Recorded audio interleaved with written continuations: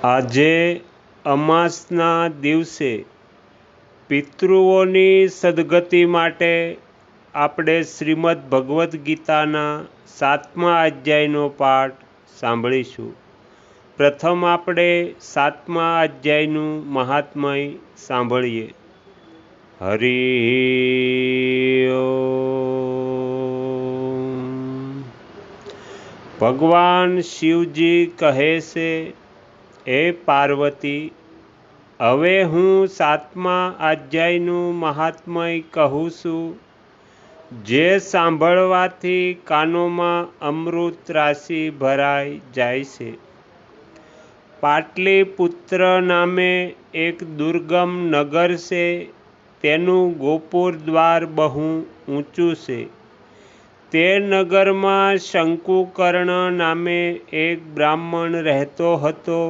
તેણે વૈશ્યવૃત્તિ દ્વારા ઘણું ધન મેળવ્યું હતું, પરંતુ તેણે ક્યારેય ન તો પિતૃ તર્પણ કર્યું કે ન દેવ પૂજા કરી. તે ધનોપાર્જનમાં તત્પર રહી રાજાઓને ભોજનાદિ આપતો. એક સમયની વાત છે, તે બ્રાહ્મણ પોતાના ચોથા લગ્ન માટે પુત્રો અને બંધુઓ સાથે યાત્રાએ નીકળ્યો. રસ્તામાં મધ્યરાત્રિએ જ્યારે તેઓ સૂતા હતા, ત્યારે ક્યાંકથી આવીને સાપે તેને બાંયમાં દંશ દીધો. તેના દંશથી એવી સ્થિતિ થઈ કે મણિ, મંત્ર, ઔષધિ વગેરેથી પણ તેની શરીર રક્ષા અસાધ્ય જણાય. તે પછી થોડી જ વારમાં તેનું પ્રાણપંખેડું ઉડી ગયું. કેટલાક સમય પછી તે સર્પયોનિમાં જન્મ્યો. તેનું ચિત્ત ધનની વાસનામાં બંધાયેલું હતું. તેણે પૂર્વના વૃત્તાંતને સ્મરણ કરી વિચાર્યું, મેં જે ઘરની બહાર કરોડોની સંખ્યામાં ધન દાટી રાખ્યું છે, તેનાથી આ પુત્રોને વંચિત કરી જાતે જ તેની રક્ષા કરીશ.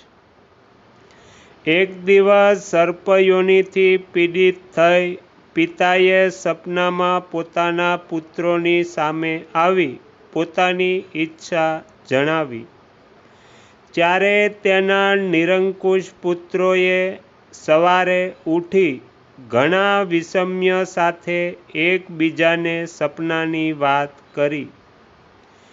એમનામાંથી વચેટ પુત્ર કોદાળી હાથમાં લઈ ઘેરેથી નીકળ્યો અને જ્યાં તેના પિતા સર્પયોનિ ધારણ કરીને રહેતા હતા ત્યાં ગયો. જો કે તેને ધનના સ્થાનની પાકી ખબર નહોતી, તો પણ નિશાનીઓથી તેણે તે સ્થાનનો નિશ્ચય કરી લીધો અને લોભ બુદ્ધિથી ત્યાં જઈ દર ખોદવાનું શરૂ કર્યું. ત્યારે પેલા દરમાંથી એક ભયાનક સાપ નીકળે છે અને કહે છે, હે મૂર્ખ, તું કોણ છે? શા માટે આવ્યો છે અને દર કેમ ખોદે છે? તને કોણે મોકલ્યો છે એ બધું મને કહે. તો પુત્ર કહે છે, હું આપનો પુત્ર છું. મારું નામ શિવ છે. મેં રાત્રે જોયેલા સ્વપ્નથી વિસ્મિત થઈ અહીં દાટેલું સોનું લેવાના હેતુથી આવ્યો છું. પુત્રની આ વાત સાંભળી તે સાપ હસીને ઉચ્ચ સ્વરે સ્પષ્ટ વાણીમાં કહે છે, જો તું મારો પુત્ર હોય તો જલ્દીથી મને બંધનમાંથી મુક્ત કર. હું પૂર્વજન્મના દટાયેલા ધનની રક્ષા માટે જ સર્પયોનિમાં જન્મ્યો છું. તો પુત્ર પૂછે છે, પિતાજી, આપની મુક્તિ કઈ રીતે થશે એનો ઉપાય મને બતાવો, કારણ કે હું આ રાત્રિમાં બધાને છોડીને આપની પાસે આવ્યો છું. પિતા કહે છે, બેટા, ગીતાના અમૃતમય 7મા અધ્યાય સિવાય મને મુક્ત કરવા તીર્થ, દાન, તપ અને યજ્ઞ પણ કોઈ રીતે સમર્થ નથી. ફક્ત ગીતાનો 7મો અધ્યાય જ પ્રાણીઓને જરા, મૃત્યુ વગેરે દુઃખોમાંથી મુક્ત કરનાર છે. પુત્ર, મારા શ્રાદ્ધના દિવસે 7મા અધ્યાયનો પાઠ કરનાર બ્રાહ્મણને ભોજન કરાવજે. તેનાથી નિસંદેહ મારી મુક્તિ થશે. હે વત્સ, પોતાની શક્તિ અનુસાર પૂર્ણ શ્રદ્ધા સાથે વેદ વિદ્યામાં પ્રવીણ બીજા બ્રાહ્મણોને પણ ભોજન કરાવજે. સર્પયોનિમાં પડેલા પિતાના આ વચન સાંભળી બધા પુત્રોએ એની આજ્ઞા અનુસાર અને એથી પણ વિશેષ કર્યું. ત્યારે શંકુકર્ણ પોતાના સર્પ શરીરનો ત્યાગ કરી અને દિવ્ય દેહ ધારણ કર્યો અને બધું ધન પુત્રોને આધીન કરી દીધું. પિતાએ કરોડોની સંખ્યામાં જે ધન વહેંચી આપ્યું હતું તેનાથી તે સદાચારી પુત્રો ઘણા પ્રસન્ન થયા. તેમની બુદ્ધિ ધર્મ કાર્યમાં લાગેલી હતી. તેથી તેમણે વાવ, કૂવા, સરોવર, યજ્ઞ તથા દેવ મંદિરો માટે એ ધનનો ઉપયોગ કર્યો અને અન્નક્ષેત્ર પણ ખોલાવ્યા. તે પછી 7મા અધ્યાયનો હંમેશા જપ કરતા મોક્ષને પામ્યા. હે પાર્વતી, આ તમને 7મા અધ્યાયનું મહાત્મય સમજાવ્યું કે જેને સાંભળવા માત્રથી મનુષ્ય સર્વ પાપોથી મુક્ત થઈ જાય છે. તો આ હતું 7મા અધ્યાયનું મહાત્મય. હવે આપણે સાંભળીએ 7મો અધ્યાય, જ્ઞાન વિજ્ઞાન યોગ. શ્રી ભગવાન કહે છે, હે પાર્થ, મારામાં મન લગાડી મારો આશ્રય લઈ યોગ સાધતા તું સંશય રહિત થઈને મને સમગ્રપણે જે રીતે જાણી શકે તે સાંભળ. હું તને વિજ્ઞાન એટલે અનુભવ જ્ઞાન સહિત આ જ્ઞાન સંપૂર્ણ કહું છું. તેને જાણ્યા પછી આ લોકમાં બીજું વિશેષ જાણવા જેવું બાકી રહેતું નથી. હજારો મનુષ્યોમાં કોઈક જ સિદ્ધિ માટે યત્ન કરે છે અને યત્ન કરતા સિદ્ધોમાં પણ કોઈક જ મને સત્ય સ્વરૂપે જાણે છે. પૃથ્વી, જળ, અગ્નિ, વાયુ, આકાશ, મન, બુદ્ધિ અને અહંકાર એમ 8 પ્રકારે વિભાગ પામેલી મારી આ પ્રકૃતિ છે. આ પ્રકૃતિ અપરા જડ છે. પણ હે મહાબાહો, આથી બીજી મારી પરા ચેતન પ્રકૃતિને જીવરૂપ તું જાણ કે જેના વડે આ જગત ધારણ કરાય છે. સર્વભૂતો આ 2 પ્રકૃતિરૂપ ઉત્પત્તિ સ્થાનવાળા છે એમ તું જાણ અને સમગ્ર જગતનો ઉત્પાદક તથા સંહારક હું છું.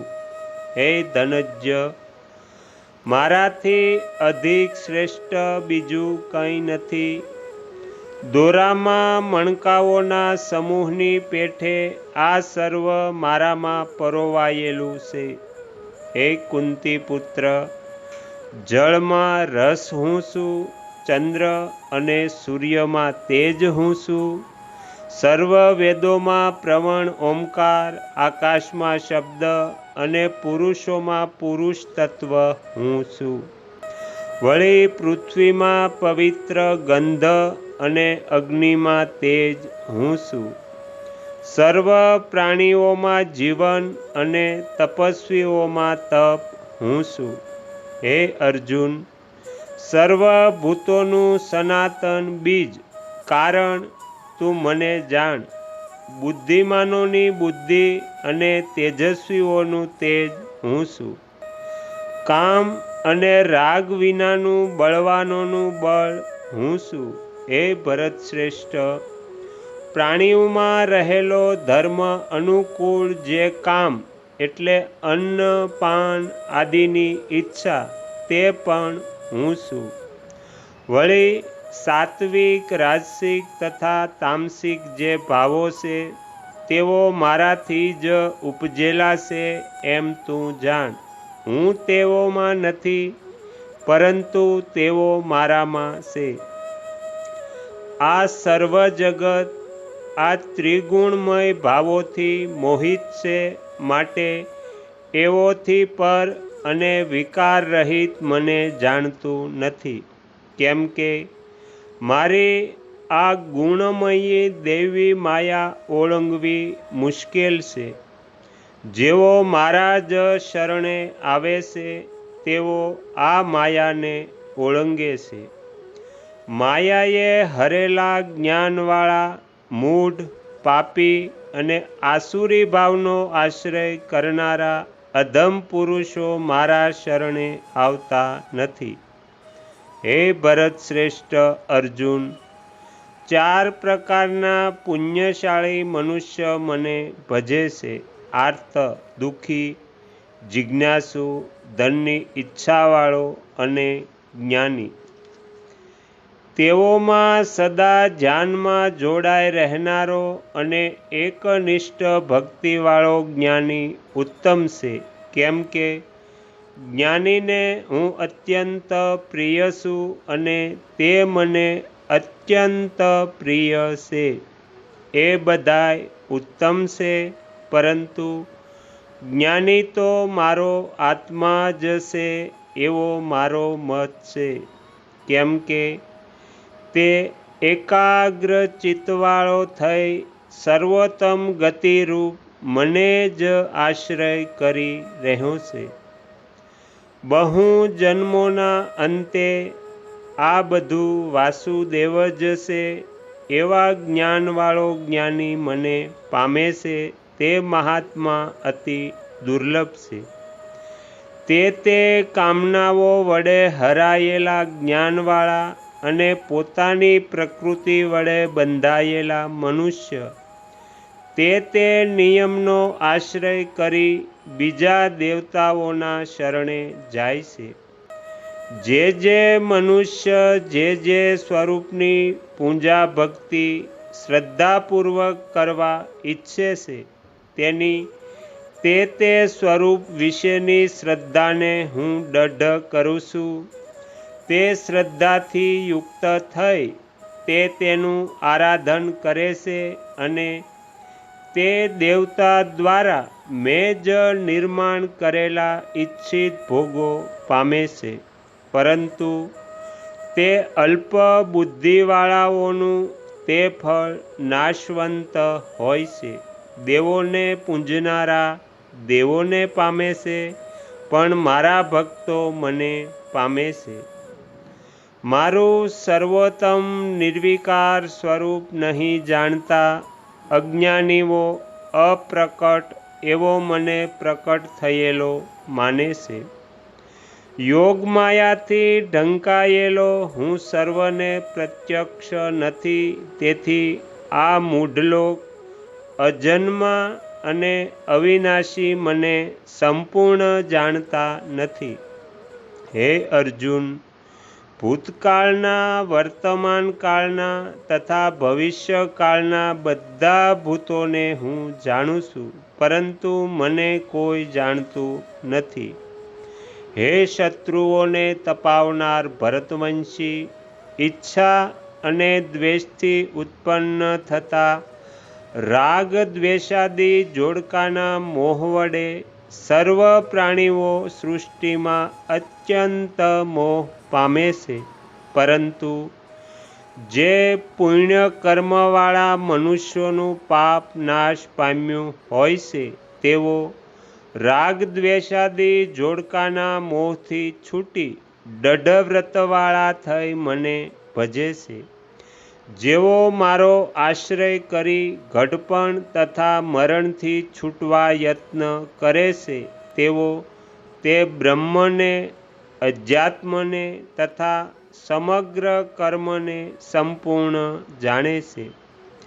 જેઓ અધિભૂત, અધિદૈવ અને અધિયજ્ઞ સહિત મને જાણે છે, તે મારામાં જોડાયેલા ચિત્તવાળા પુરુષો મરણકાળે પણ મને જાણે છે, મારામાં લીન બને છે. એ પ્રમાણે ઉપનિષદ, બ્રહ્મવિદ્યા તથા યોગશાસ્ત્ર રૂપ શ્રીમદ્ ભગવદ્ ગીતામાં શ્રી કૃષ્ણ તથા અર્જુનના સંવાદ વિશે જ્ઞાન વિજ્ઞાન યોગ નામનો 7મો અધ્યાય સંપૂર્ણ. તમે તમારો કિંમતી સમય આપી એકાગ્ર ચિત્તે પ્રસન્નતાપૂર્વક શ્રીમદ્ ભગવદ્ ગીતાનો પાઠ સાંભળ્યો એ બદલ હું આપ સૌનો ખૂબ ખૂબ આભાર વ્યક્ત કરું છું અને આશા પણ રાખું છું કે તમને સાંભળવો ગમ્યો હશે. જો ગમ્યો હોય તો બીજા 5 લોકોને પણ સંભળાવજો. શ્રી સદગુરુ દેવની જય. આગળના વિડીયો જોવા માટે આ ચેનલને સબસ્ક્રાઈબ કરો અને જો આ વિડીયો પસંદ આવ્યો હોય તો લાઈક કરો.